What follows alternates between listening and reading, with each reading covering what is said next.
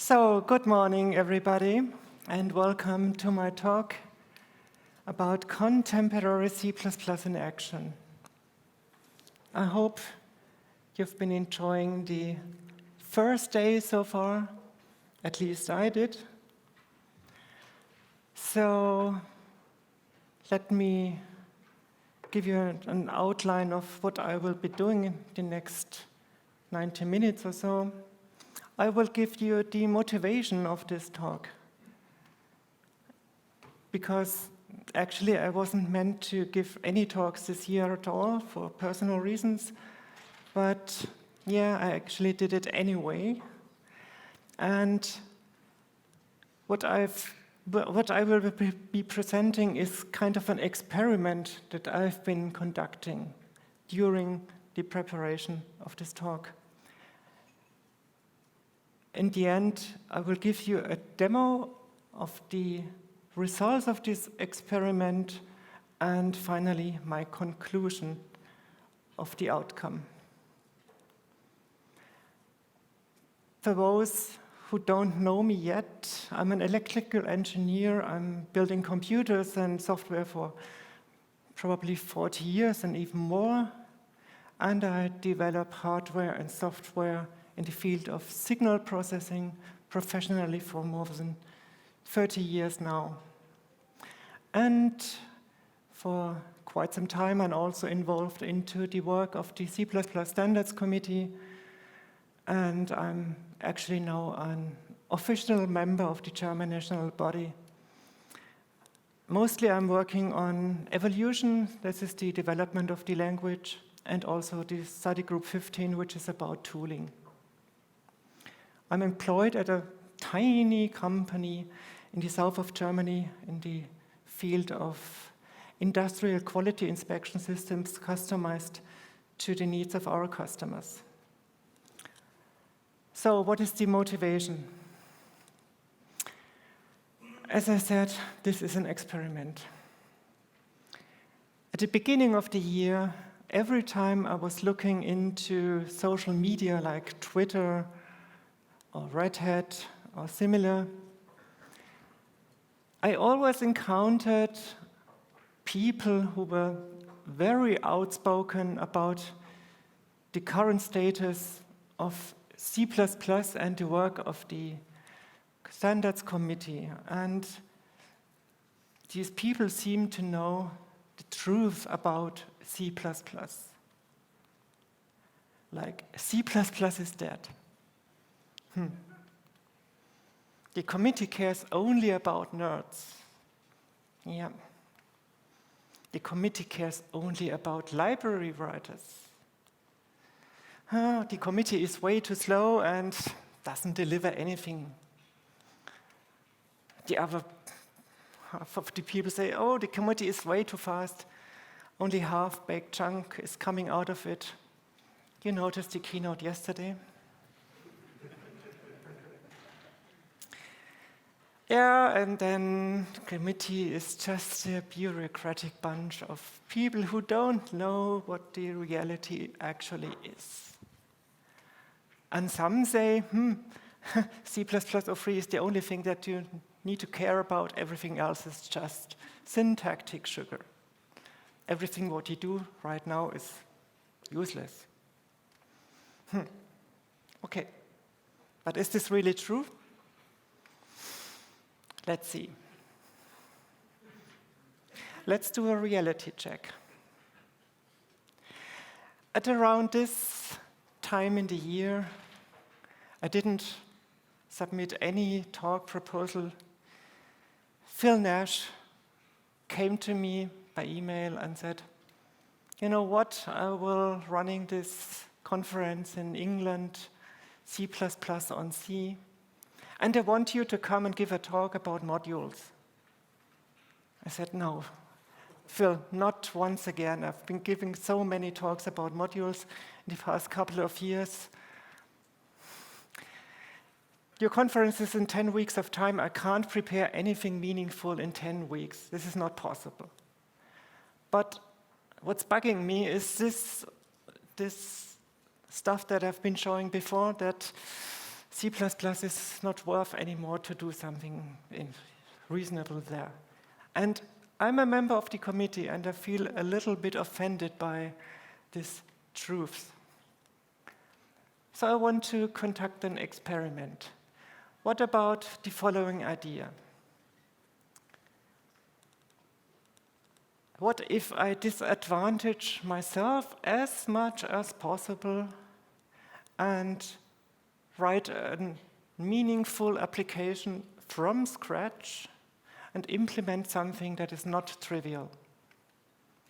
And I want to use as many things I have no clue about. Core language features, standard library features, third-party libraries that I've never been using before, or stuff that I've been failing quite recently.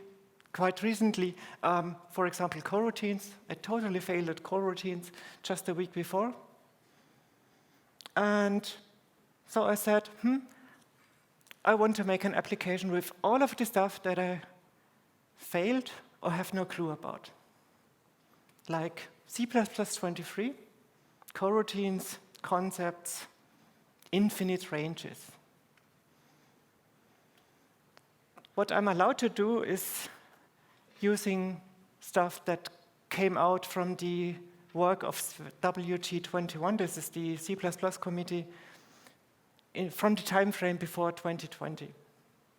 And my objective has been to come up with something that is using all of these features and work together as smoothly as possible.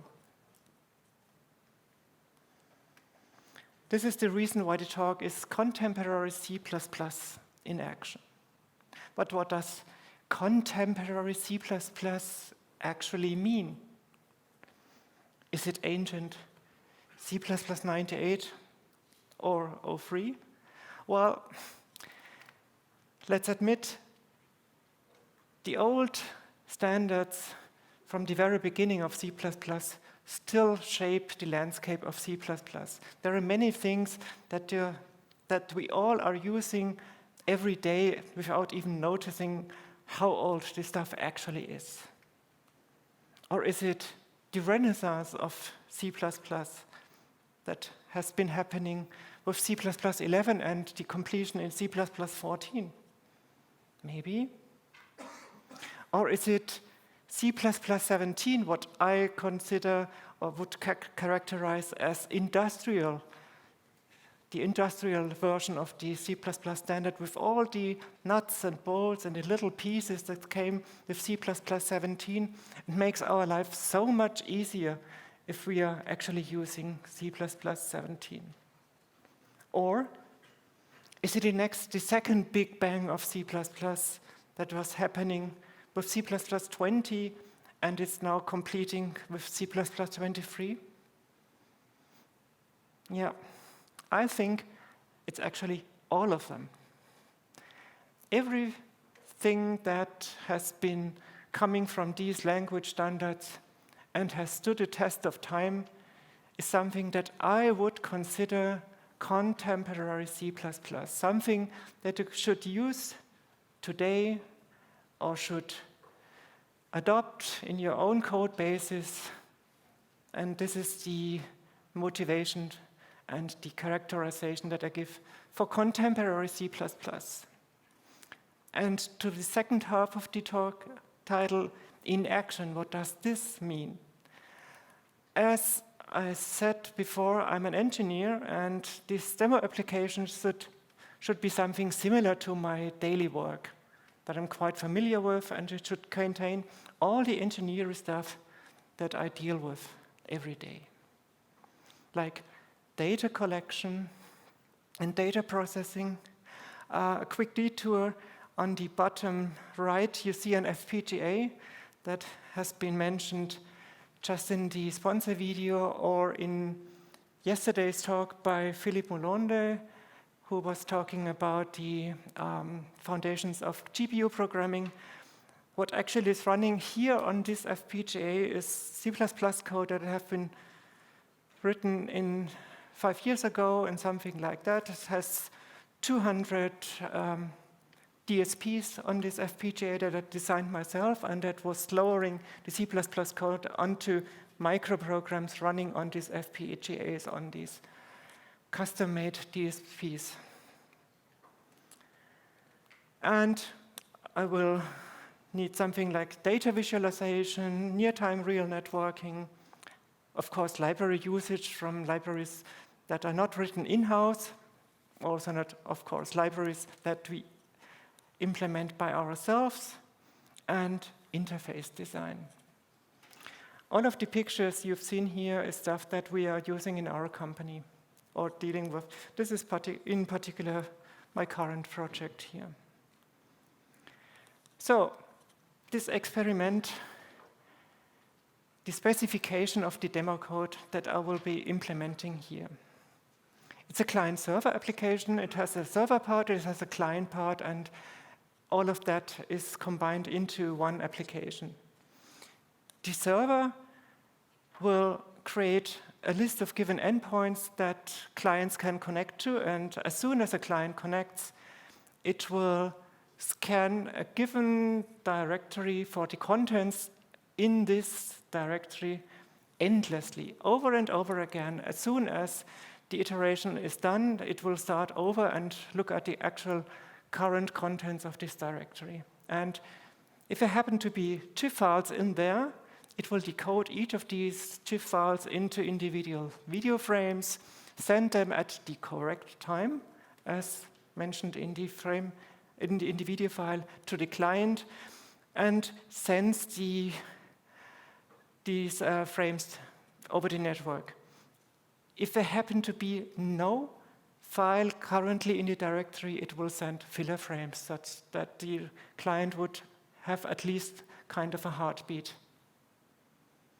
The client connects to one of the server endpoints that the server is listening to. It will receive individual video frames from the network connection and present them in some kind of a GUI window, nothing fancy. And the application itself should behave like our industrial applications do. We want clean shutdown in every situation. We don't want to terminate because of unknown reasons or whatever it might happen there.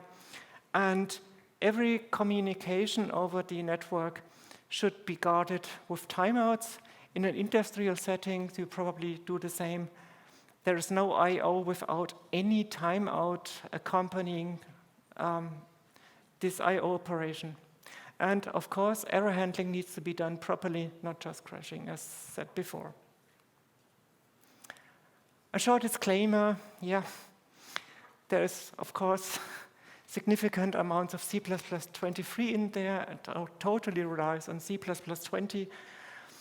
And as I usually do, this is following the almost always auto style. And for those a little bit allergic to compile time programming, it's in there too.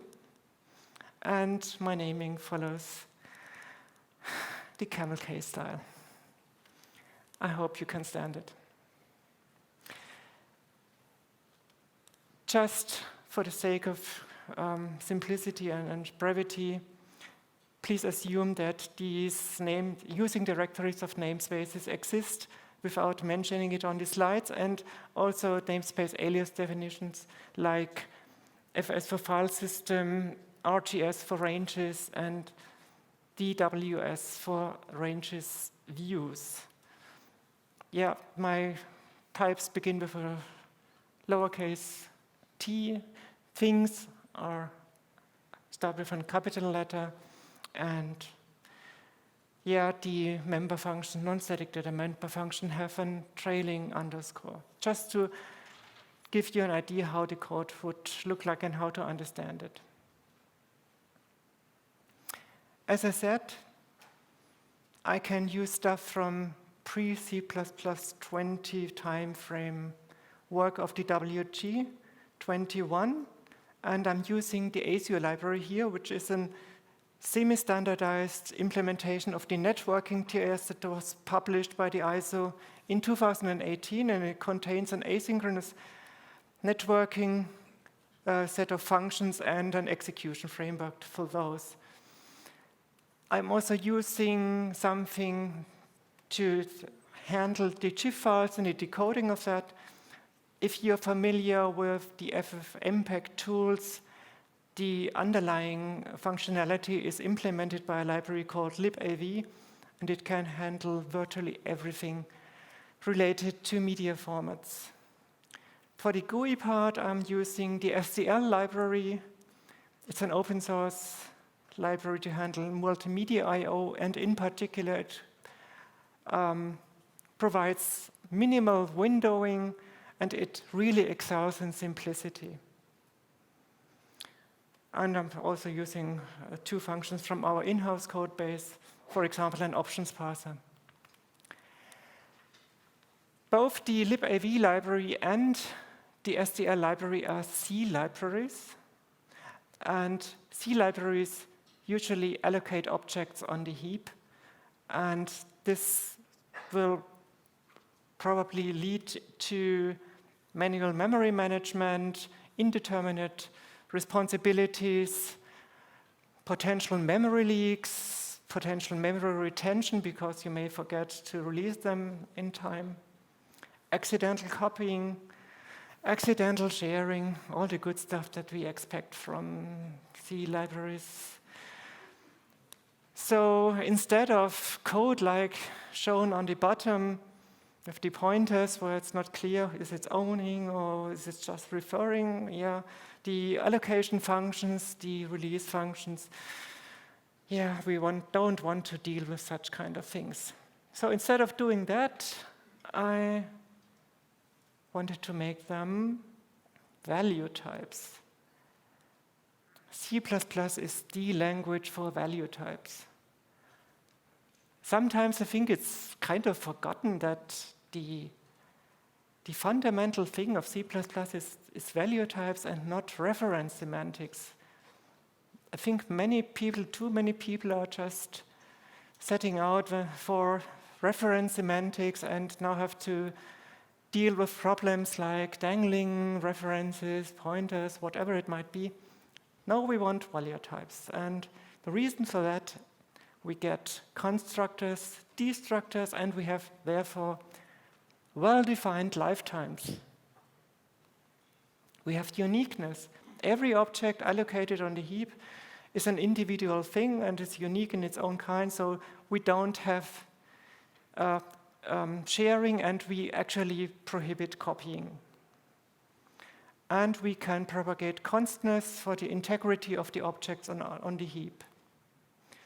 The most important aspect of value types is the independence. Each instance of a value type is independent of all the other instances. There's no sharing in there, there's no referencing to them, so you can easily reason about the code if you use value types. And coming from that is the ease of composability. You can put them into your own types and treat them just like you treat an int or something like that.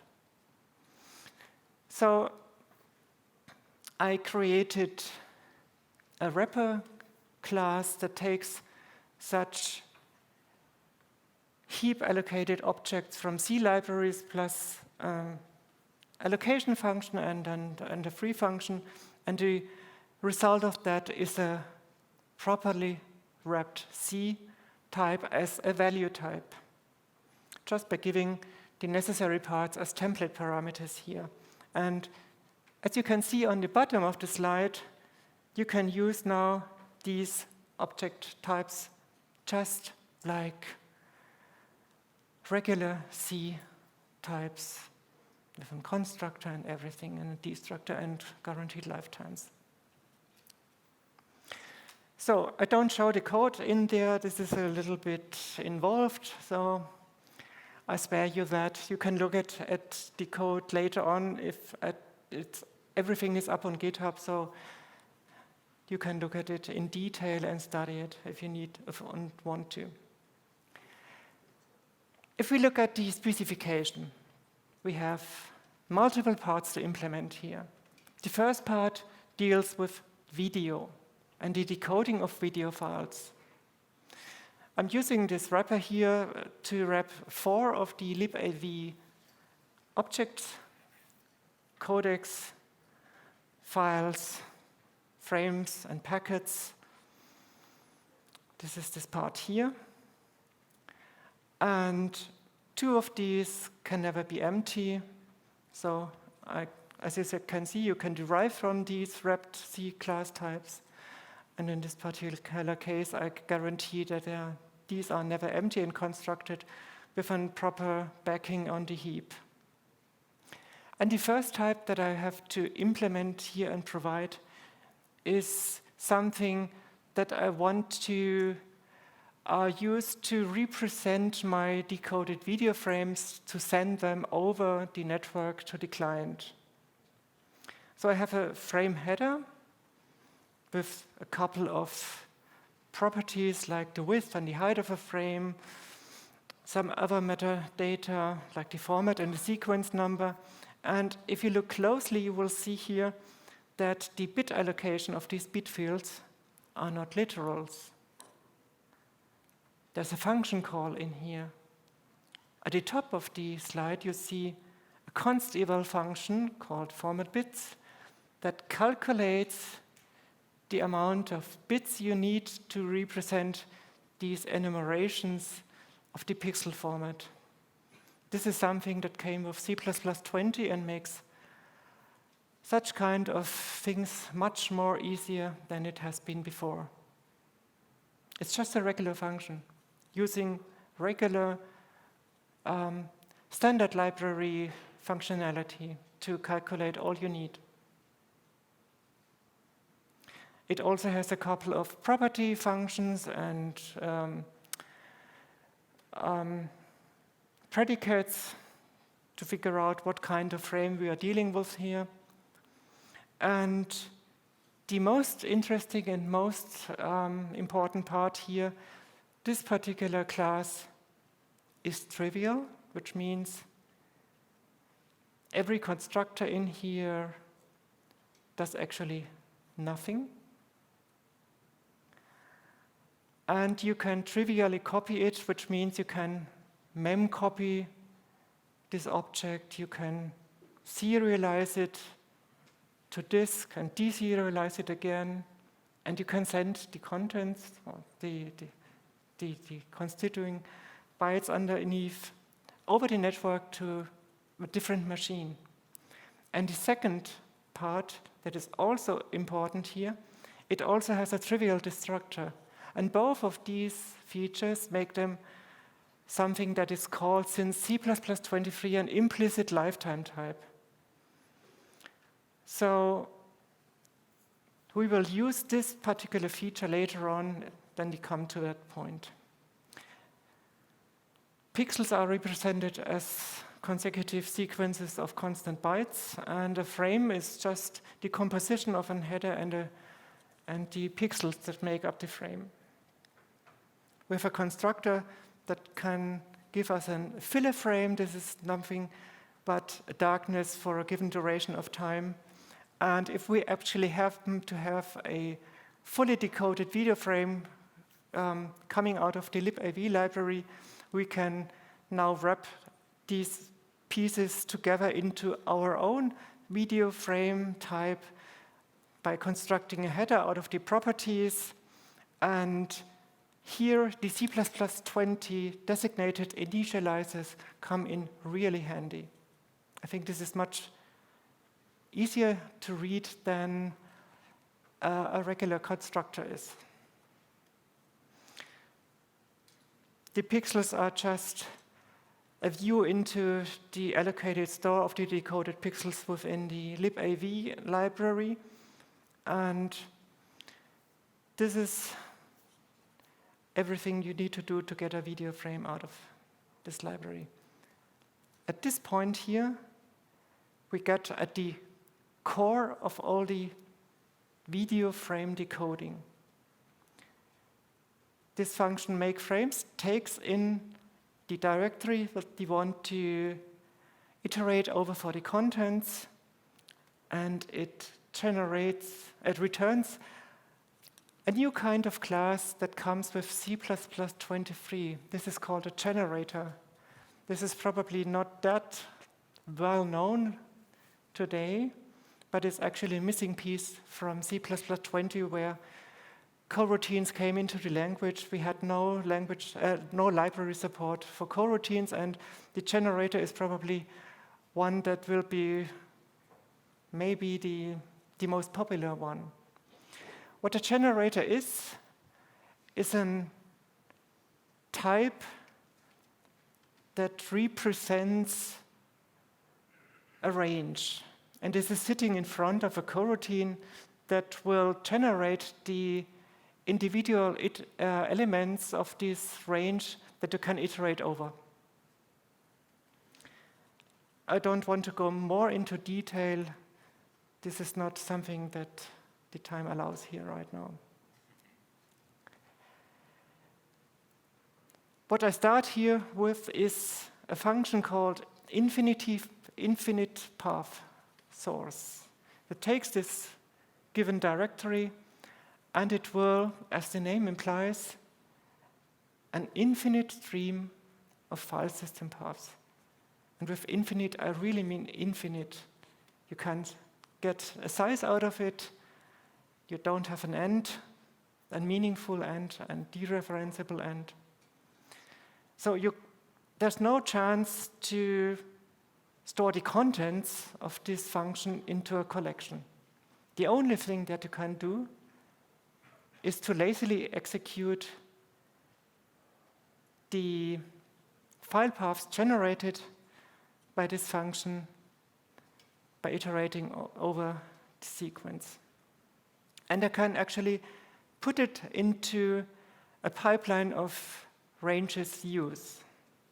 What you've seen yesterday in the keynote by Nico, here I take advantage of these use. First, I filter by looking at the extension of these files, if it's a good chance to actually think that the contents might be a GIF. In the next step, I will take the filtered view and try to get a libav file object that represents each of these given paths that have survived the filter operation before by trying to open it as a GIF file. And in the second transform stage, I will take in open libav files and try to find a decoder for the contents of this file. What I get out of this pre-processing stream is a pair of files and decoders for each of these pre-processed media files. If we actually have a decoder that's been created by this view pipeline, I will print a nice log message onto the console. This is yet another new function from C++23. No more cout. And then I will yield all of the elements that come out of the decoding process from decoding this pair of files and decoders. If there is no such decoder, because maybe the contents haven't been a GIF file or the file extension wasn't correct or whatever it may be, I just will send out a filler frame as seen before. What we have here, the whole function as shown here on the slide, is itself once again an infinite range. Now it's an infinite range of decoded video frames. If we look at the pieces in the view pipeline, the filtering is done by this has extension function, which happens to be a compile time function as seen before. This function here doesn't generate any code. It's executed and exists only at compile time. And what it does, it yields a constructed closure object out of the lambda expression here. And because of that, taking in a string view is perfectly safe, despite the reference semantics of string views, because the arguments have to live for the whole lifetime of the program. This openness shift transform takes in the path and returns a libav file, as I mentioned before, by trying to opening such a file from the path and creating a libav file object out of it. And in the next stage, it will look at the contents of the libav file and check if the contents is actually really a GIF file. What you see here, this particular construct, is what Dave Abrahams is referring to as, how did he call it? Functional modification. You see on the left-hand side and the right-hand side, you have the same variable that it's just passed through this accept only GIF function here. That comes with value types, quite handy. And here we have it. It takes the libav file, returns a libav file, and is looking at the contents of the data stream. It has to be a video stream, and it also has to be of type GIF. And if this test fails, we just close the file and drop it on the floor and move on with the next file. Opening the video decoder is just the same. We associate the libav file object with a decoder. If the actual content is really a file, a video stream, and not only a still image, and then you can try to construct and open a decoder and pass it on to the next stage in our processing pipeline here, which is this decode frame function takes this pair of file and decoder, and it itself will generate video frames and returns a generator object. In this particular case, this is no longer an infinite range. In this case, it's a finite range. After acquiring some assets, the actual decoding process can start. And as long as we are not at the end of the file content and we actually can successfully read data out of the file, we can send the data packet read to the decoder, try to receive a decoded video frame, and if this is successful, we can yield a fully decoded video frame according to our frame header and pixel format structure out of the result from the receive frame and the libav decoding process. What we see here are two nested while loops. Without all the craft that you usually see if you look at examples from libav file decoding, this is not too difficult. In fact, this is a more or less textbook implementation, what you find in signal processing, multi-rate signal processing, all this kind of stuff. It's just as you learn it at university or some other language education sources. The problem here, the results of the video decoding process can be obtained and must be obtained at the worst possible place you can obtain results.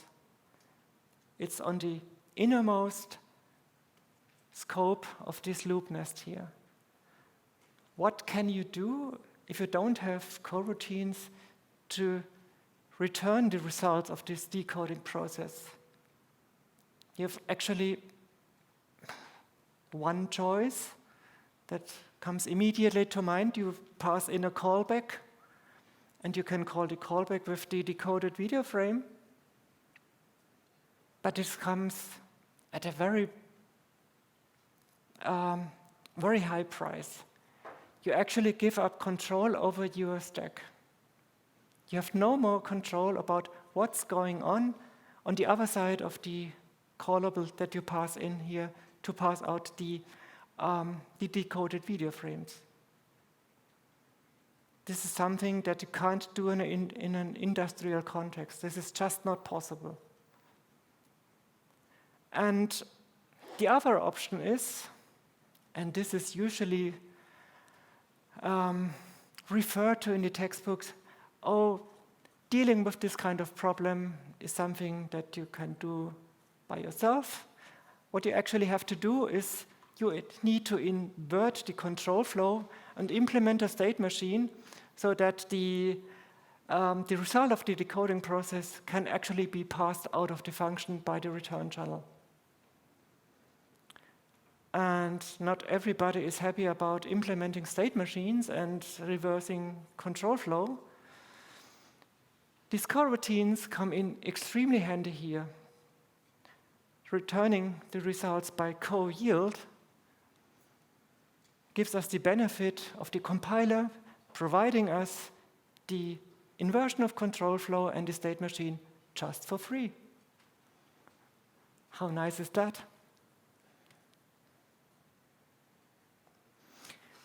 And finally, let's look at the infinite path source function itself. Now, a generator, if you compare it to the code I've been showing at the CPPCon in the GitHub repository, you will notice I'm no longer using an iterator here. Iterators can be used for this purpose just as well. Now I've turned it into a generator, which is a method to represent infinite ranges. And just by doing that, I got rid of the distributed state machine to implement this infinite generation of file system paths.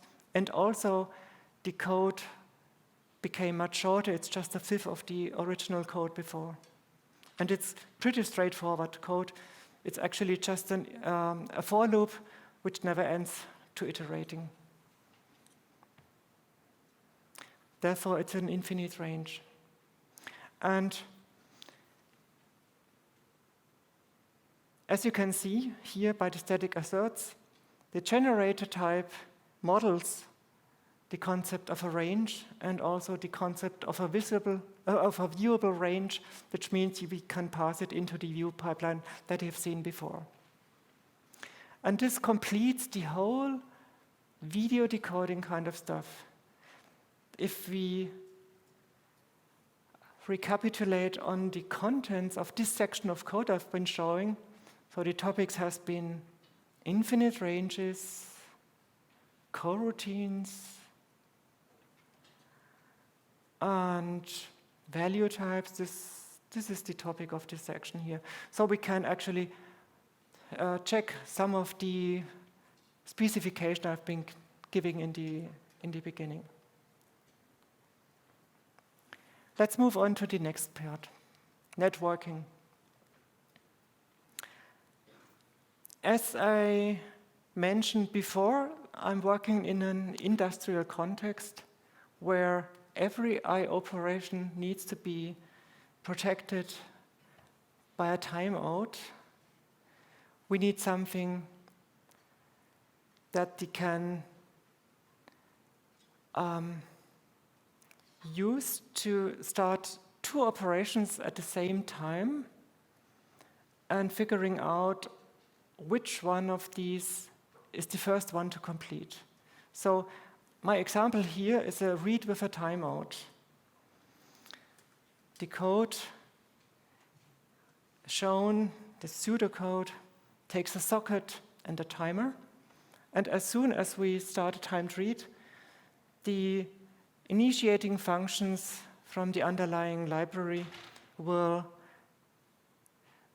initiate operations in the operating system, a socket read and a timer wait, and then it will no longer take care about what's going on here until the operating system comes back and calling into our code, possibly on a different thread, with the outcome of the operations. Hopefully with a successful read, but in some cases this may not happen and the timeout will happen before. Usually it should happen after the return from the read operation. The interesting thing here is if we bundle up these resources, the socket and the timer, into object composition-like thing, we have to make sure that these objects live long enough for the callbacks from the operating system to actually call into a still existing object. So we have shared ownership. We have possibly multiple threads involved here. So we need to take care of that. And in addition to that, in this asynchronous world, sometimes it may be that the original caller of the timed read operation is no longer interested in the result of this operation. So we need some kind of stuff that you can notify these operations in flight. Oh, I don't care anymore, please cancel all the outstanding operations. The same is true if either one of these gets called back from the operating system, then the other operation still in flight needs to be canceled here. So this kind of stuff is not easy. We have multi-threading, we have concurrency, we have shared ownership. Yeah. This is not really something that is for the faint at heart. How can we improve on that? If we look at, in this particular case, the ACO functions, we have two initiating operations, async read and timer async wait, that takes the necessary resources, and you have to additionally pass in the callback function. And this callable object takes an error code to tell if we have success or if we have a disappointment here, and possibly additional data. And the interesting part is on the bottom of the screen, we need to pass into, for example, if we implement it as lambdas, also references to ourselves. This immediately means we have to have stuff that's allocated on the heap. In the next, we can improve on that if we no longer have individual callback arguments, but bundle them up into a tuple of this error code and possibly additional data. And this gives us the benefit of dealing with just one object here that is being returned from the callback operations from the operating system. And in particular, in the next step, we can turn them into, or pack them into awaitables. Awaitables are from the coroutine world. This is the stuff that Andreas Weiss has been referring to and talking about in this talk yesterday. This is the stuff that you can co-await on later on in this coroutine world. If you look at the call side on the bottom, we see with this, oh, what's going on here?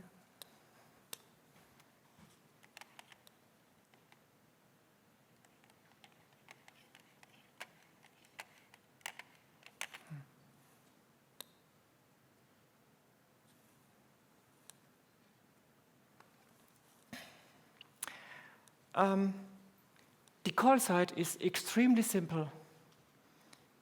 You get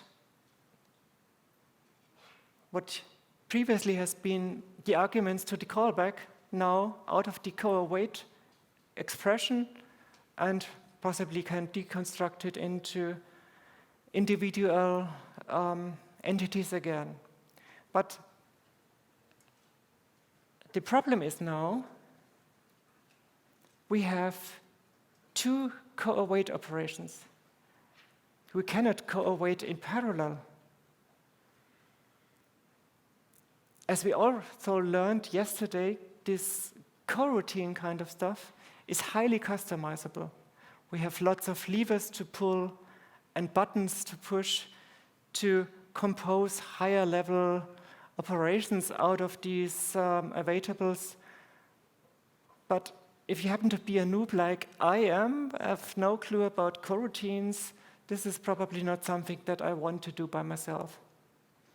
And ASIO doesn't let us down. It actually provides now, since a few versions, a composing operator that takes in two of these awaitables and returns a single awaitable with a sum type of the result types of each of these former awaitables here.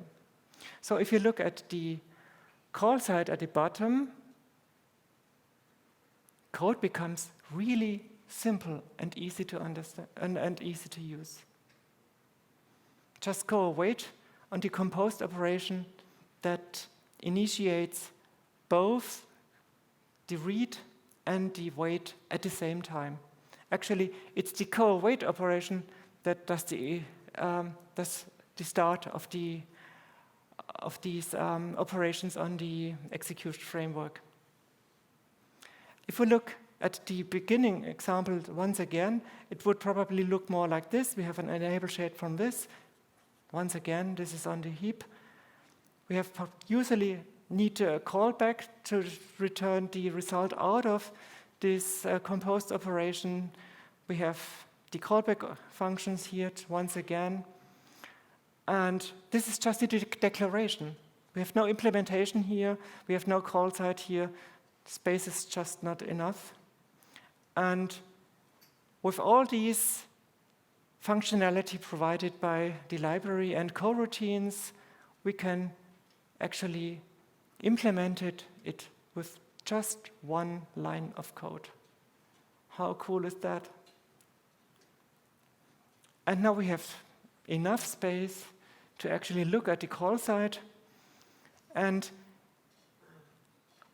the member functions of this thing object, the socket, the timer, and possibly also the data, is now moved into a function block scope. And this is actually the best thing that can happen here. If you have value types on the function block scope, nobody else has access to them. These are completely independent of everything else that is going on in your program. The lifetime is completely determined.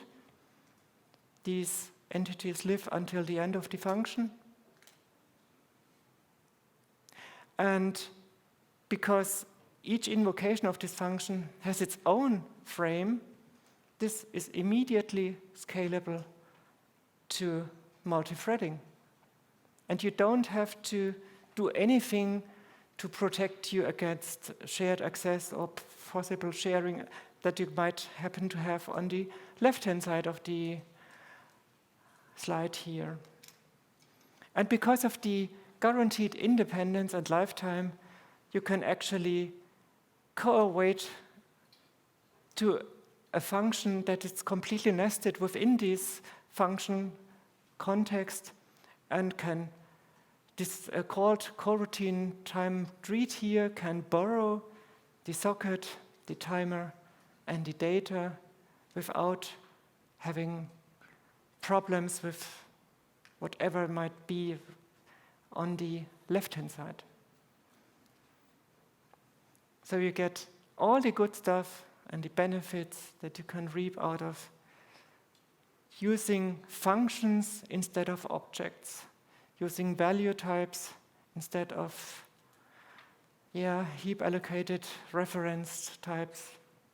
And this is the reason why the developer of the ASIO library, Chris Kohlhoff, is referring to this in his videos that you can find on YouTube. This is the reason why C++20 is the awesomest language for network programming.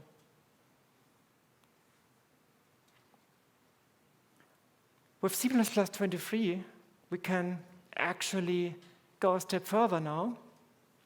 I have implemented a flatten function that takes this variant out of the composed asynchronous operation and flattens the tuples in the variant into an expected type. It also has, this expected type has a success channel. In this particular case, it's a size t here.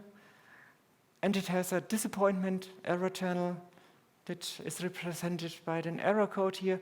In fact, you can use any type that you like at this particular piece, but the ACU library is using this error code kind of thing for everything error-related here.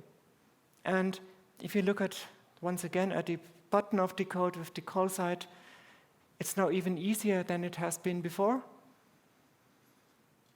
You get an expected out of the composed operation that has in one place the successful result or the reason for a failure here.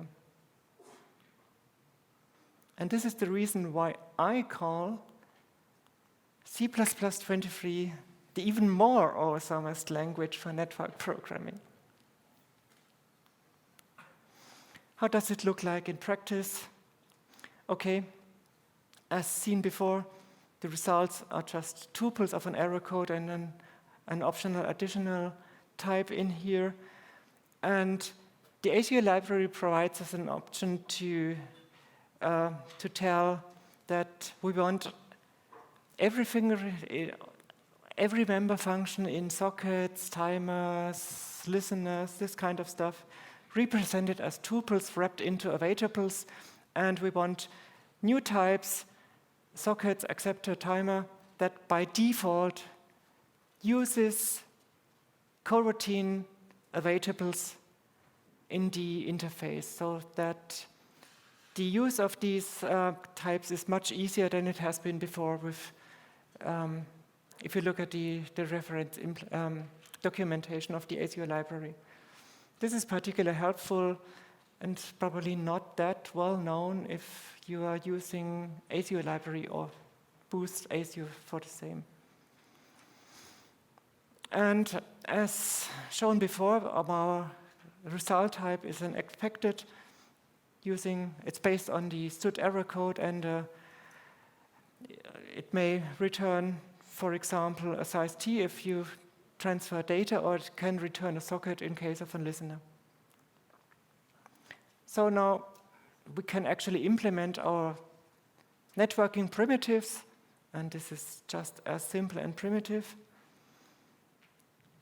We borrow a socket timer and, in the send case, a couple of buffers to send over the network, and we get an awaitable that wraps an expected of size. This is just awaiting the composed operation, flattening it out, and returning it to the caller. The similar thing for receiving data from the network. In this particular case, we provide the buffer where we want our data to be filled into, and we just get an awaitable with an expected size as well. And the third operation is the connect. It takes a bunch of endpoints that we want to possibly connect to. Either one will do. And of course, the protecting timer. And the outcome is either something happened that we can't produce and can't connect, or we get a socket out of it. This flattening operation is taking in a variant of either the first result or the second one, and it will, in the calculate the type of the success channel. This is just one possible type here. Type identity will do. We don't have to resort to strange template metaprogramming here. It's just as easy as that. And the variant will then be visited by a generic lambda with the active result tuple, and this is mapped then onto an expected with the pre-computed return type.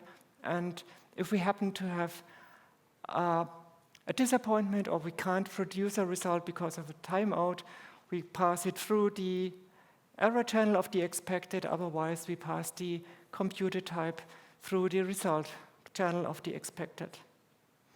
We also have a function that we can take any kind of object and demode this object into a span of constant bytes that make up the object representation of this given object and pass it on to the ACL library as a buffer.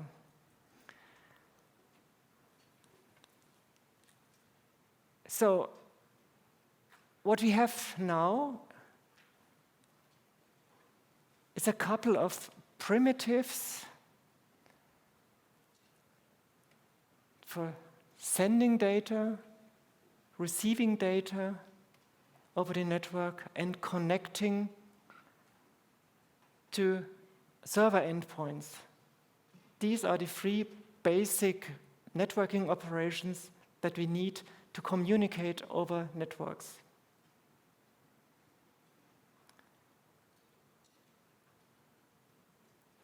But this is only half of asynchronous networking. We need something that we can operate on and schedule our asynchronous operations on. And here comes a new kind of thing into play, executors. It's kind of a thing that members of the committee are probably not that happy to talk about, because we still don't get executors in C++23. But ASIO implements executors. In particular, the executors as been specified in the networking TS, in particular proposal P0443. But I will not talk about executors either. Not at all.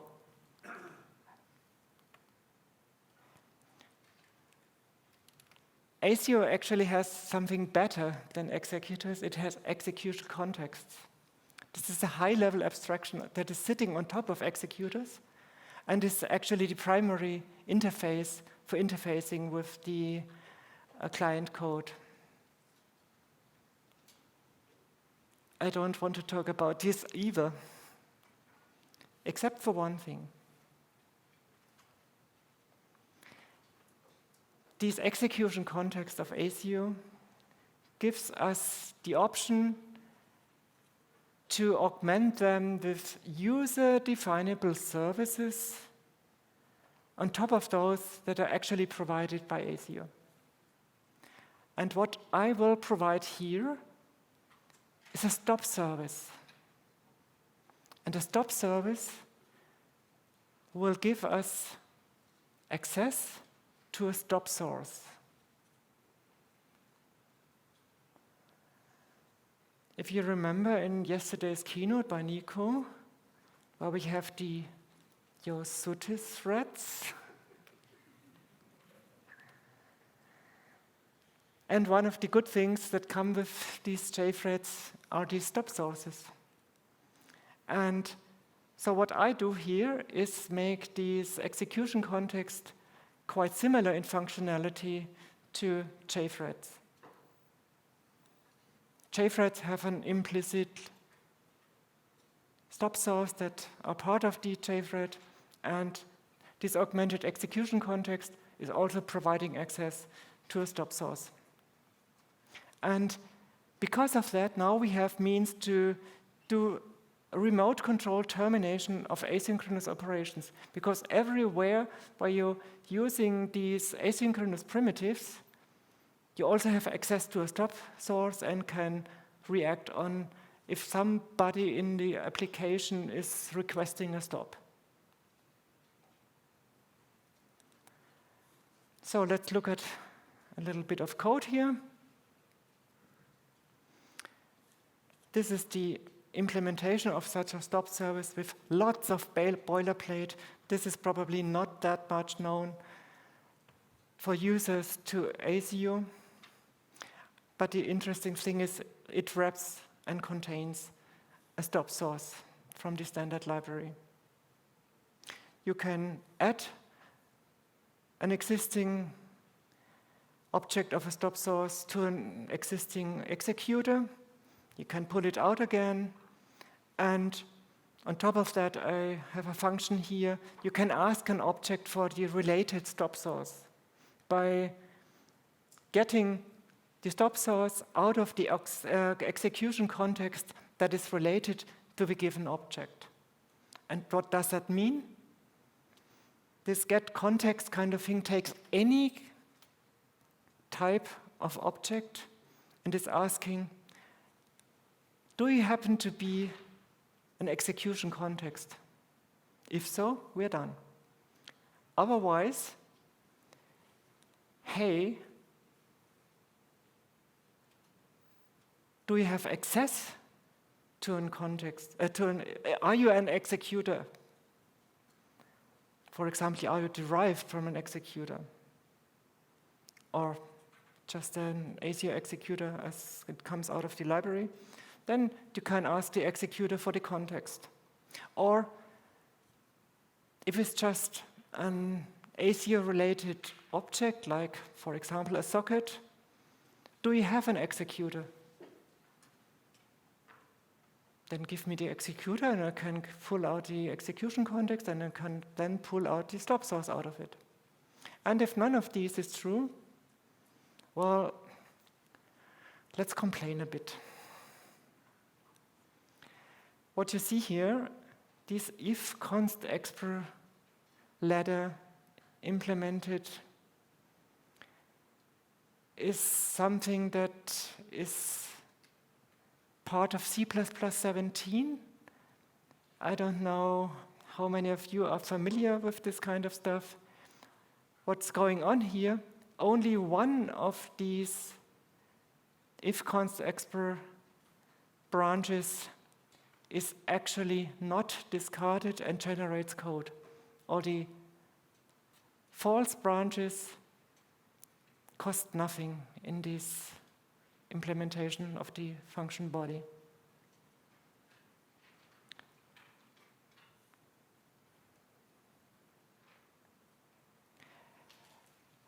I was asked after giving the talk for the first time, why do I do it this way? Why do I have an if ladder? It's just kind of an overload kind of thing. Why don't you use overloading? Yeah, and the answer is simple. The predicates I'm using here, is execution context, is executor, has executor, are not mutually exclusive. So depending on the type that you're passing in here, more than one overload may actually be viable. And this is the reason why I'm using this this if const expr ladder to partition the set of possible types as function arguments into exactly the kind of thing that I want to deal with, reason on and generate code on. And all of this is just the underpinning of this most important function here in the executor section of the code. This is the abort function. If we think back to the beginning of the asynchronous composed operations, we need something to abort operations if we're no longer interested in the outcome and the results. And what this abort function does, it takes in a couple of objects, at least one, and it will return a stop callback. This is an object type from the standard library. It will listen on a stop source, and as soon as the stop source is requesting a stop, it will execute the call operator of the lambda that I'm showing here, and the body of the function call of this lambda expression is unfold over the comma operator, invoking an underscore abort operation on each of these objects passed in here.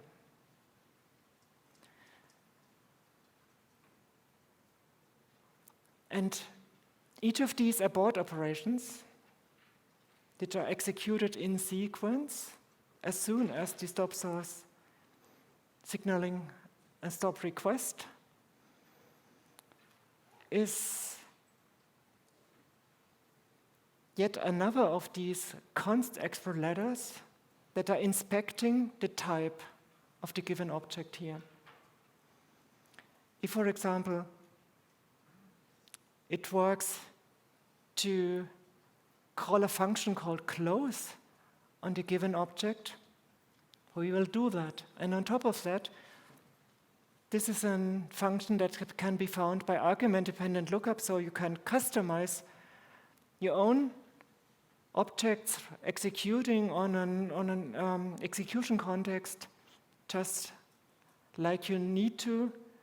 And if you don't have a free function called close, we can ask the object, do you have a member function close? Or do we have a cancel member function? We're happy with that as well. And if none of this works, yeah, we need to complain another time. So what we have now is something that can listen to stop sources that come with the execution context of our asynchronous execution framework. What you now need is the other part, some means to actually schedule operations on the execution framework. So let's make a scheduler. It takes in an execution context and an existing stop source. We'll add the stop source to the execution context, and then it will return a closure from the lambda expression shown here. And the call operator of this lambda expression takes in a piece of work and some arguments that come with this piece of work. And it will then try to figure out, has this piece of work to be executed asynchronously? If so, pass it on for execution on the asynchronous execution framework. If it needs to be executed synchronously, we immediately invoke this piece of work. And if none of these is true, yeah, another reason to complain.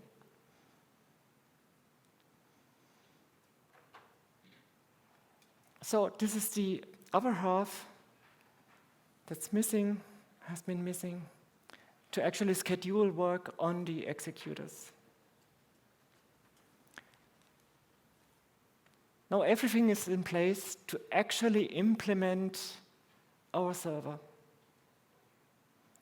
It's just a simple function. It takes an execution context, a list of endpoints, the directory that needs to be observed. And for each of these endpoints, it will schedule an accept connections function that is used, that takes an acceptor that is listening on a given endpoint. This acceptor is a by-value function argument, which means that you now can place a watchdog into the function block scope of this function here. Actually, it's a task implemented by a coroutine that is taking care of this acceptor, and it will listen on the stop source that's coming in through the execution context. And as soon as somebody is requesting a stop, this watchdog here will fire and close the acceptor. As long as the acceptor is open, we accept incoming connections, and if we get a socket out of it, then we can create another asynchronous task that will stream the videos to the client. Just the same here again, the stream video takes in the socket by value. It creates a timer, and now we have two entities here that we need to take care of, and this about operation will close the socket and the timer as soon as a stop is requested. We have a new kind of thing here. This is similar to a starting gate at a horse race.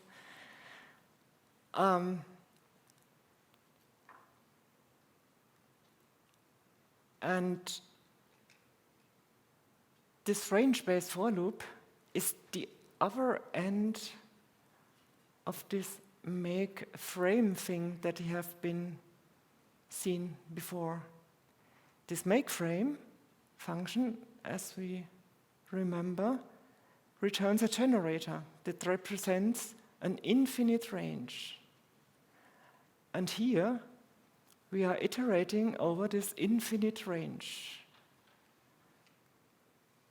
And we get on each iteration step a frame out of it.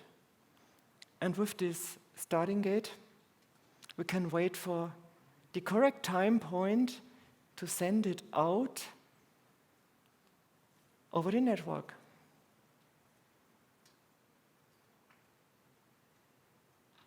If anything goes wrong, this task will close and everything will fold back. This is the whole server. Yeah, this make starting gate is just another case of returning a closure that prepares a timer for us to look at the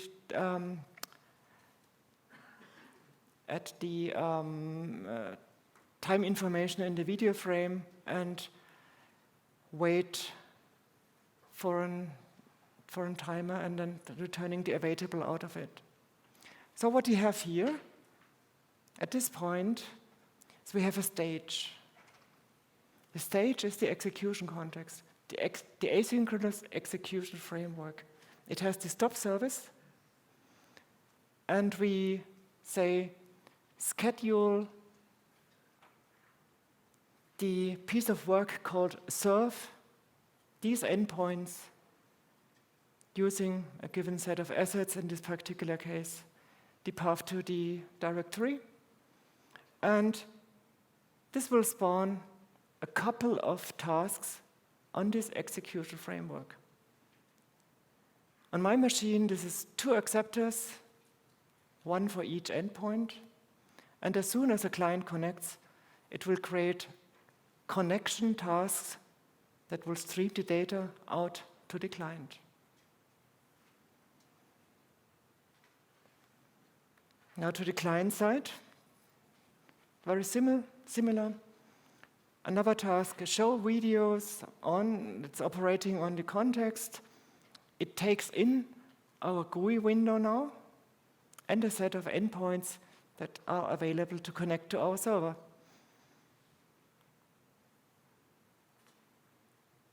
We try to connect to the server. Any endpoint will do. And as soon as this succeeds, we pass the socket, the timer, and the window on to the actual task that will present the videos on the screen. If anything goes wrong, we arrive here. And now we can pull the stop source out of our execution context and request a stop, because we are no longer interested in further running the code. Our task to receive data from the network and present it on the GUI is here. It takes the socket, the timer, the window, and once again we place a watchdog here. And on top of that, we have a memory resource that adapts to the amount of data we need to allocate to actually pull in the pixels that make the contents of a video frame. And as long as the socket is open, we can receive frames from the network connections into the memory resource. And if we actually got a valid video frame, we can adapt the GUI window, resize, for example, and present the contents, the pixels, onto the screen. And on each received frame, we will log what we received onto the terminal to figure out what's going on.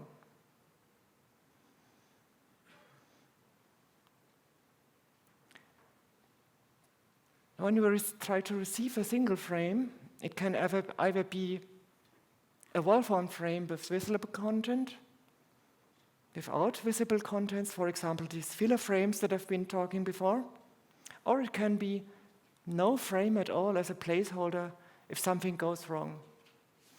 So to receive a video frame from the network, we borrow a socket, a timer, and this memory resource. And the first thing we have to do is to receive the video frame header. And how do we do that? We have a range of bytes correctly aligned, of the correct size, and try to receive this amount of bytes from the network. What we get is just bytes. If it's the correct size, and we actually got something, we can now, and must now, start the lifetime of an object that is represented by the bytes that you have received from the network.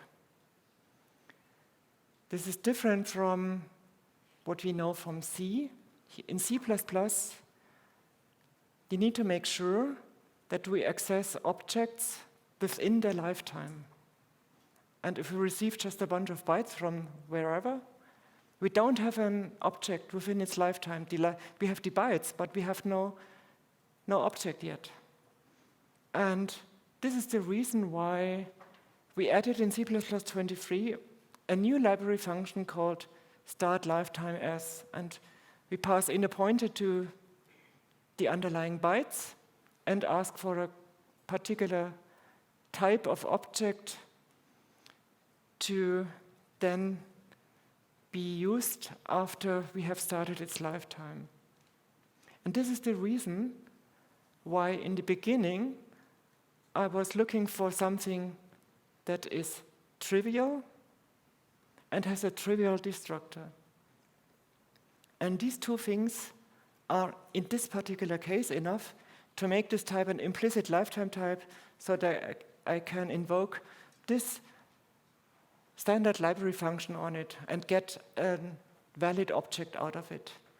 So I get a header, can ask for the amount of pixels that are represented by this header, ask the memory resource for the correct amount of data to receive the pixels in there. If we actually need to receive pixels, we can receive it from the network. If everything goes right, we get hopefully the correct amount of data. Or if we happen to have an error in our expected, we just drop everything on the floor. And at this point, if we actually got a valid amount of pixels, we can reconstruct our video frame and return it to the caller. Otherwise, we just say, we have no picture for you today.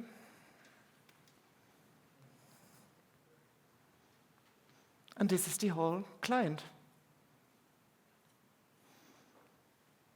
The next part, the GUI. We're using the SDL library, wrap these C types into proper value types by the wrapper that I've been showing before. And we need to represent the dimensions of something. It's just a width and a height. And now we can, in typical object-oriented manner,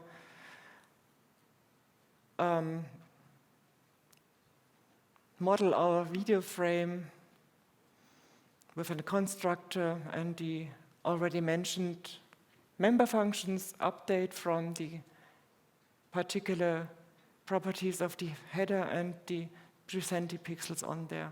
It has a couple of member objects here, nothing too fancy, but now we're using these value types from the SDL library to compose our GUI window here. The constructor is more or less uninteresting here, but the update frame function, member function, takes in the header information, looks at the header and figures out if it's actually the first frame in a sequence, and if so, it looks for, does it have pixels in there? If not, we hide the window and destroy the texture object where the pixels would be presented later on. Otherwise, we store some of this meta information, figure out the source format, the byte order, and the color ordering here. Create a texture to present the decoded video on there, and show the window in the end.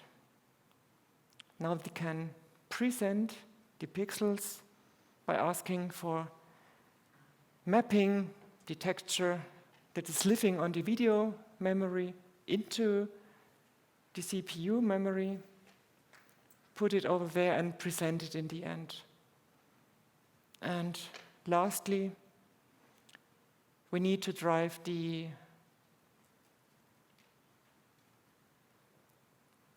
events that come from the underlying operating system, for example, the window messages on Windows or whatever it is implemented on Linux or Mac, or this is everything that needs to be polled from time to time. And if the user is clicking on the close button, it will tell, no, we are no longer interested in further execution here. If we look at the specification, there has been a part about handle input from users if they are no longer interested in looking at the videos. This input can come from the terminal, And what we do here is listening to signals. In this particular case, ASIO is providing us something that can wait for a SIG-int or a SIG-term signal coming from the operating system. Once again, we have the watchdog, and it's awaiting for one of these signals to arrive, and as soon as it does, we request a stop of the application. The same from the GUI. We have a timer to poll the event queue of the underlying GUI framework of the operating system. And as soon as a close event is signaled, we request a stop again. Now we have all pieces together to actually implement the whole application. This is the main function, takes in parameters from the command line, creates the server endpoints by resolving the name of the server and the port to endpoints. For example, IPv4 addresses, IPv6 addresses, whatever it is resolved to. We have our execution context here. We have our stop source. We can make our scheduler. And we can schedule starting the server on these endpoints with the given media directory. And we can also schedule the client that is receiving the data and showing it on the window. And we can schedule handling events from the terminal, and we can schedule handling events from the GUI. If you want to, you could split this into a part that is only handling the server. You can split it into something that is only handling the client. And as we've seen, nothing is shared here. We can actually schedule multiple of these. This immediately scales out to as many instances of anything that you have resources for. Because what we've created here, this is the whole picture now. On the stage are the acceptors from the server, the connections. We have the video player. We have the handler for the terminal events. We have the handler for the GUI events. And all of these actors are listening to the stop source. That's part of our execution framework. So, what we've seen so far, generated from C++23, expected, print line, stop source, stop token, stop callback, spans, ranges, use, concepts, requires expressions, coroutines, structured bindings, fold expressions, compile time decisions, compile time functions, compile time reflection in a very simple way, value types, strong types, compiler-generated closure types, compiler-generated state machines. And this is the stuff that the whole application is composed from. But there is one more aspect related to composition. And this is source code composition. Let's look at the main CPP again. Yes. The specification of the whole application. But now becomes clear. We are just importing the standard library. Actually, this is precompiled, and it's coming from a BMI cache in my case. The same for the ASIO library, executor, and all the other pieces that I've been showing before. Each one of these is implemented as a module.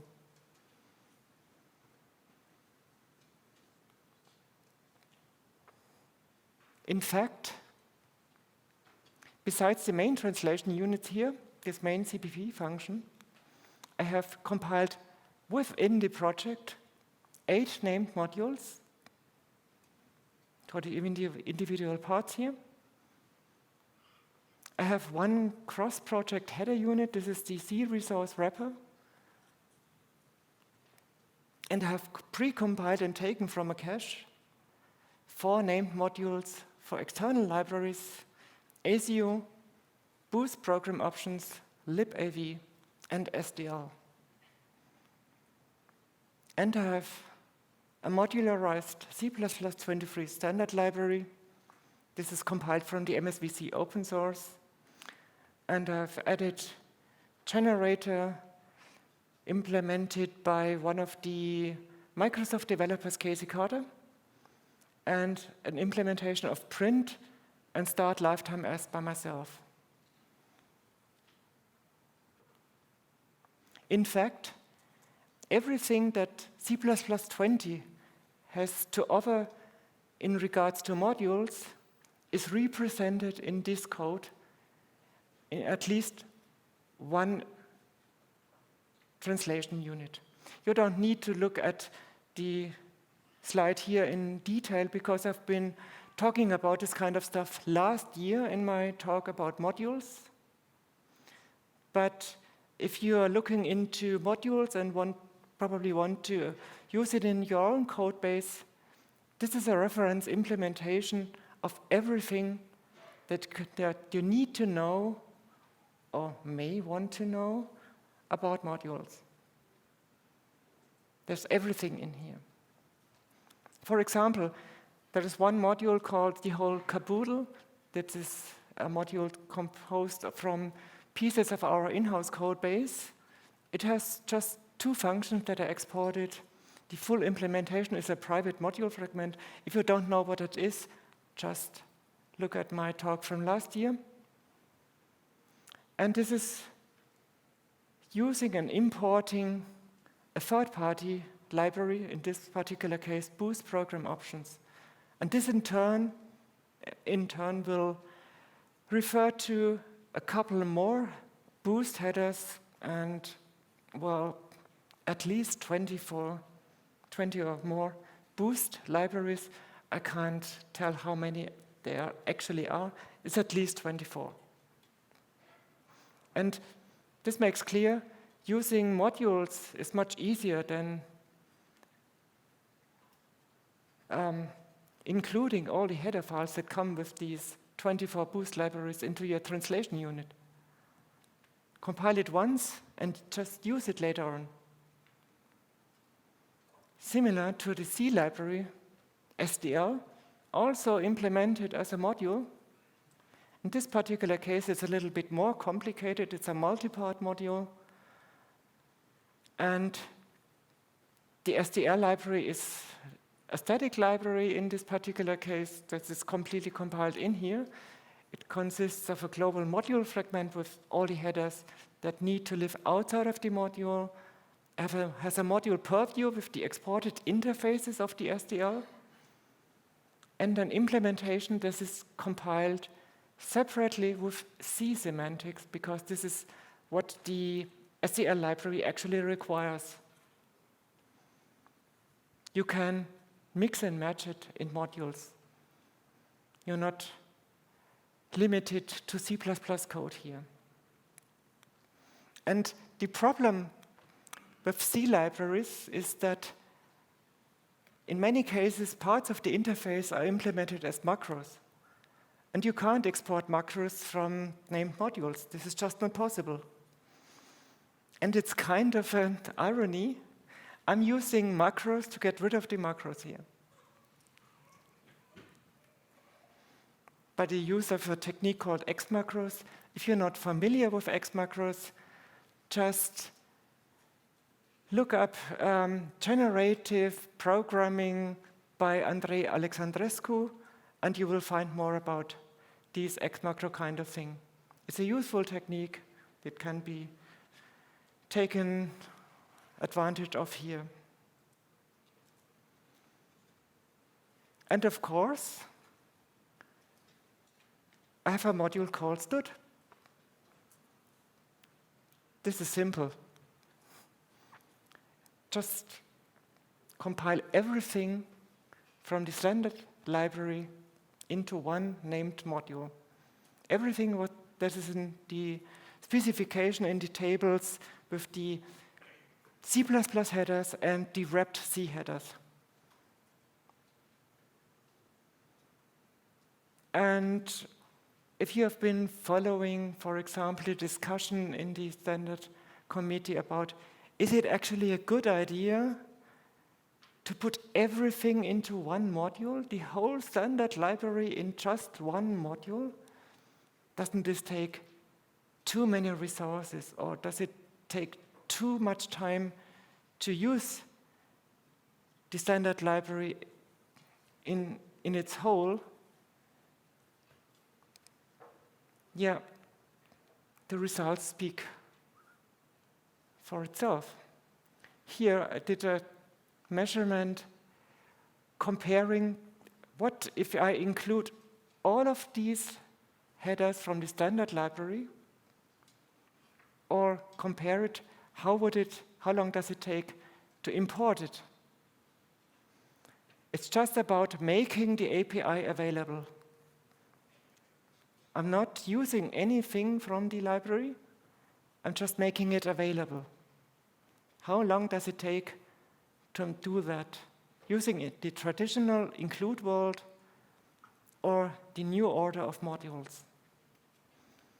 And I think it's quite clear why the committee decided to go with exactly one module for the whole library. If you include everything on my machine, it takes roughly 2 seconds to make the whole API available. And this is 122,000 lines with meaningful content after pre-processing. And then I have 2 possible choices to make a module out of it, either by re-exporting the whole standard library as a header unit. This takes 15 milliseconds. And the BMI is about 30 megabytes. And if I actually make it a proper named module, the amount of time to import the whole standard library becomes unmeasurable. It's below the granularity of the timer that I have. And I think this is one of the best things of C++ 23. If you happen to have a compiler and a library implementation that makes this possible, you no longer have to figure out where do I find default operation over a container and learn, no, this is actually called accumulate, and it's not an algorithm, but it's in the numeric header. Just import everything and you're done.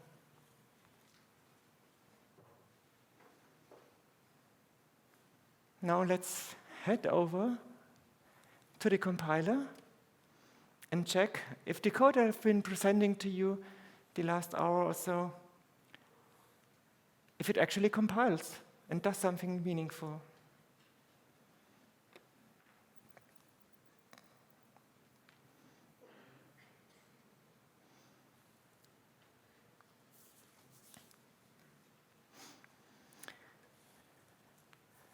I think the code is readable, the size is okay. Good. And this doesn't work here on this table. Too bad.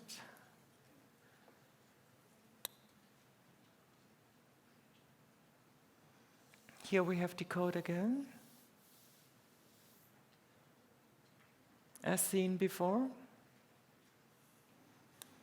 Let's recompile it.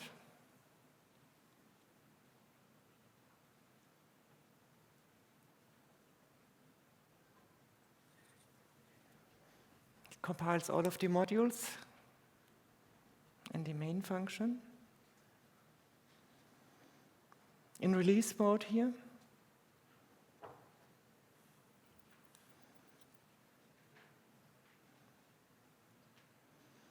Maybe it's a little bit too large on the screen.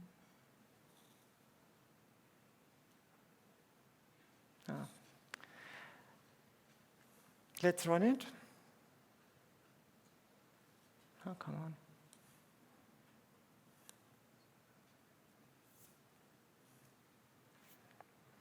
This is opened over here.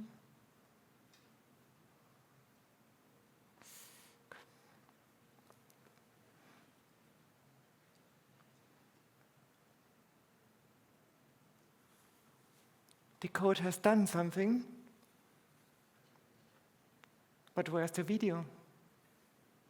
You see, accept connections at localhost on IPv6, accept connections on localhost on IPv4, but that's it.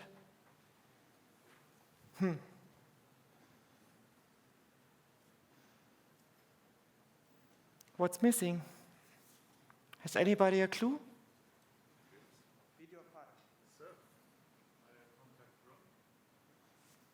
Exactly.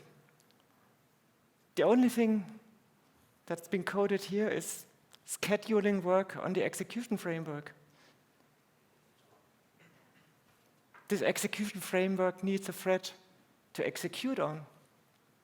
It's just an abstraction over the threads. We have a thread at hand, it's the main thread here. So let's just add the missing piece.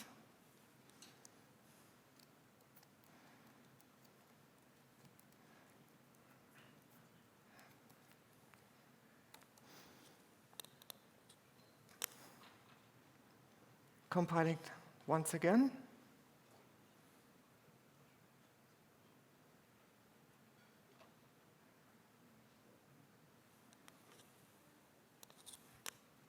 And run it.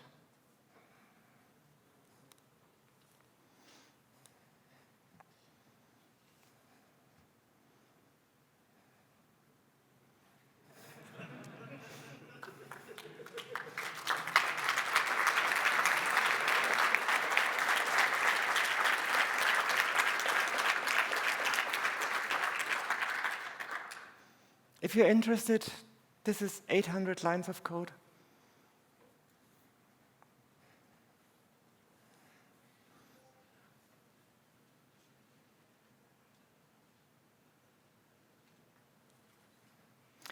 So,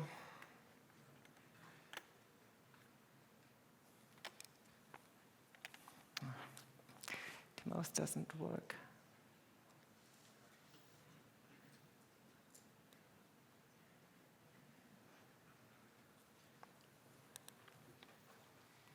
Let's wrap up.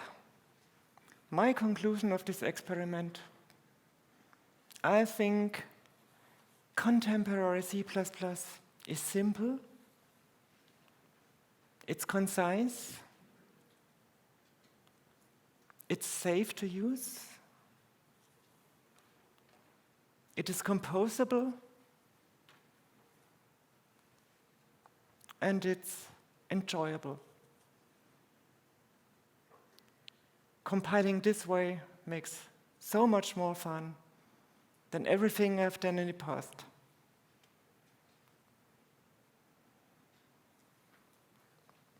Here are some resources. There are 2 videos put out by Chris Kohlhoff, the author of the ASIO library, Why C++20 is the awesomest language for network programming, and Cancellation in Depth. My demo code can be found on GitHub. Also the implementation of Asio as a module, STL as a module, and also the standard library I've been using here, where you can find me. Oops, what's going on here?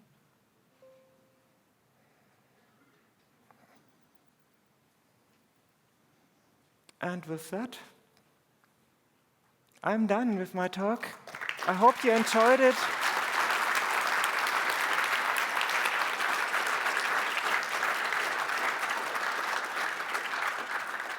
I hope you enjoyed it, and I'm ready to take questions if you have some.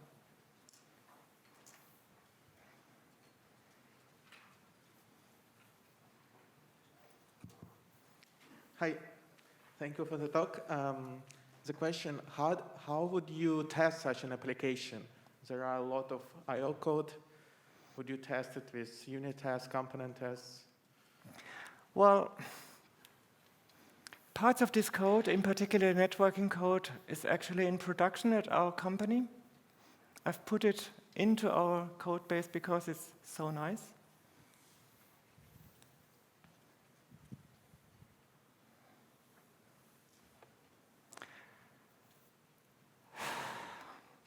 You need mocks. Of course, you need mocks. But actually, this is not that difficult because the networking primitives are so simple. Implementing a mock is a piece of cake. This is my answer to testing here. And this is my experience, and this is what we are doing in our company. Thank you.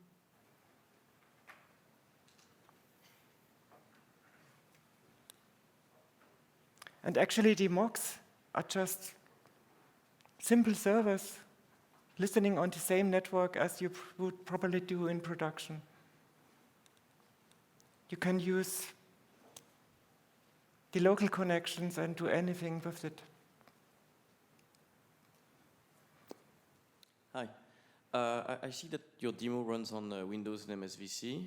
Yes. Have you tried running it on another operating system or compiler? And do you foresee some portability issues or something that's not entirely ready on other ecosystems? So what I've been using here is 100% portable, except for the stuff that is coming from our in-house code base, in particular the options parser of the command line. But I think this is nothing important here. You can throw your own command line parser, and everything else is portable. I haven't tried to compile it on a different platform.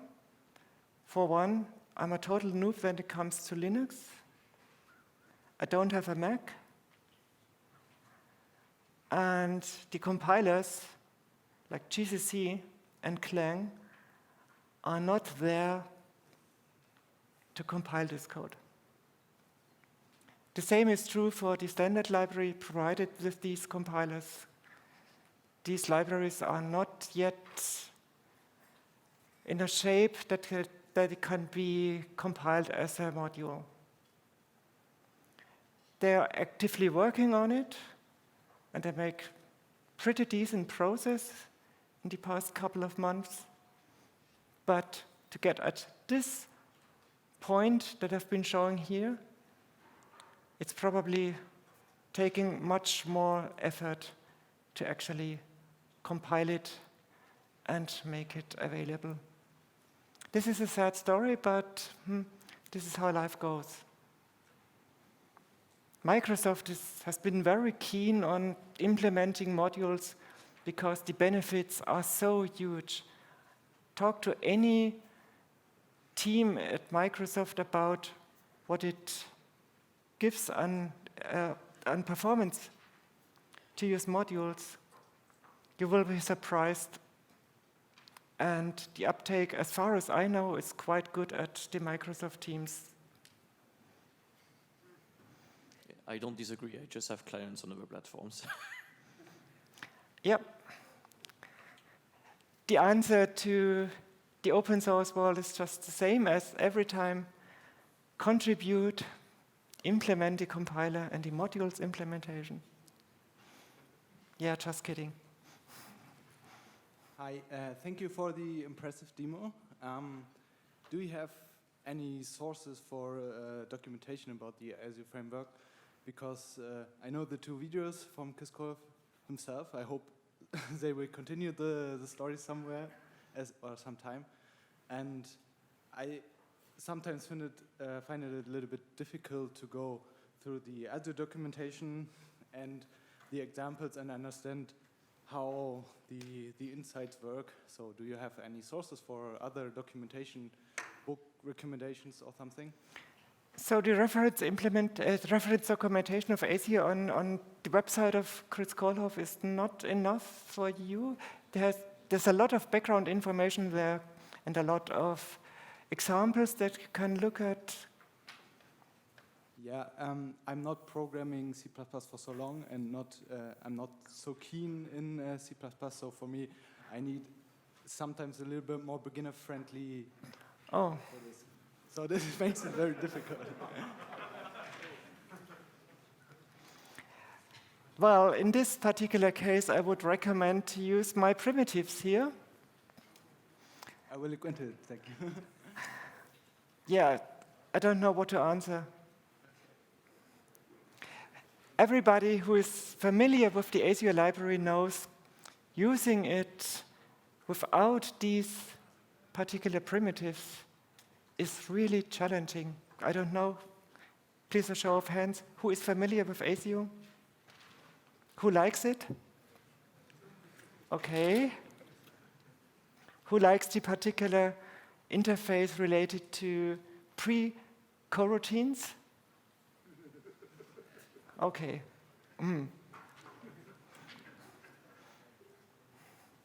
Okay, thank you. You're welcome. So you've painted a very nice rosy picture so far, but I'm pretty sure there were some painful moments in the experience of writing. Can you share those? Painful moments in writing this piece of code? Yeah. Some difficult moments. Yeah, the difficult moments has to actually make Azure into a module. This was really challenging to the compiler. And the first time that it's completely working is with the latest edition of Visual Studio Compiler so that I can use it safely. Everything else was quite simple to implement. The biggest part was Googling for libraries that I can use here, looking at examples that I can rake in. I actually made this C wrapper such that I can just take example code from maybe Stack Overflow or other sources on the internet and drop it into here, and then read out all the stuff that is no longer required if you have value types. So it was a breeze. If you remember, I had 10 weeks of time to implement this, and hardly any time that I could spend on working on this code. I couldn't afford any problems with this code because the experiment would just have failed. And I would have to go back, hide under a rock, remove myself from the C++ community, and only program COBOL in the future.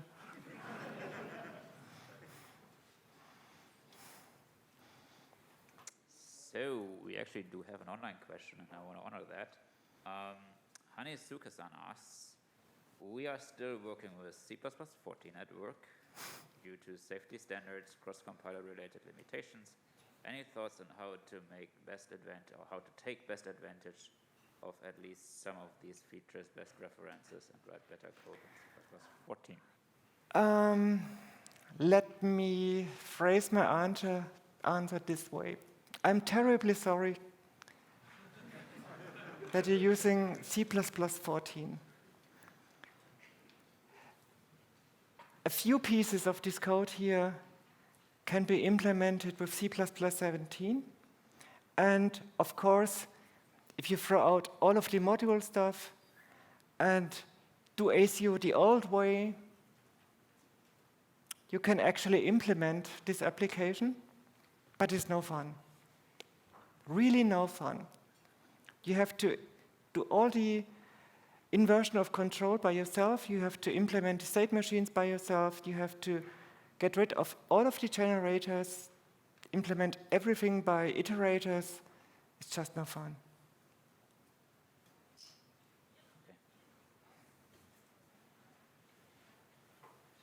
So again, thank you for your talk.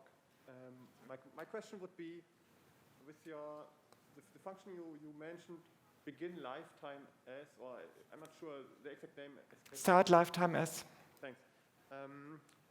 What does it actually do in a nutshell, and how does it deal with potentially unaligned bytes for the object it's trying to represent? This is not on the plate of this function.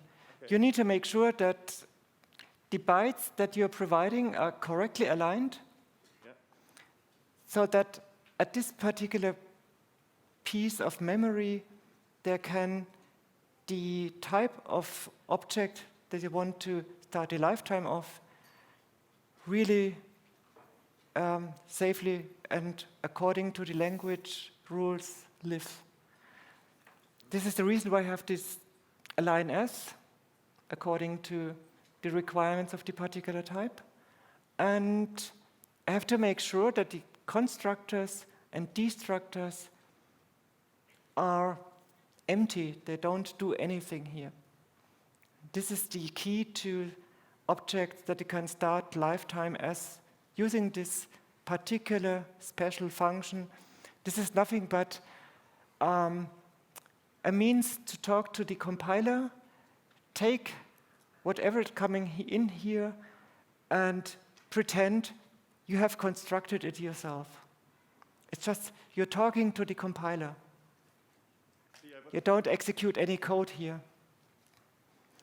You can achieve just the same in this particular case with pre-C++23 code if you do a placement new. It's exactly the same.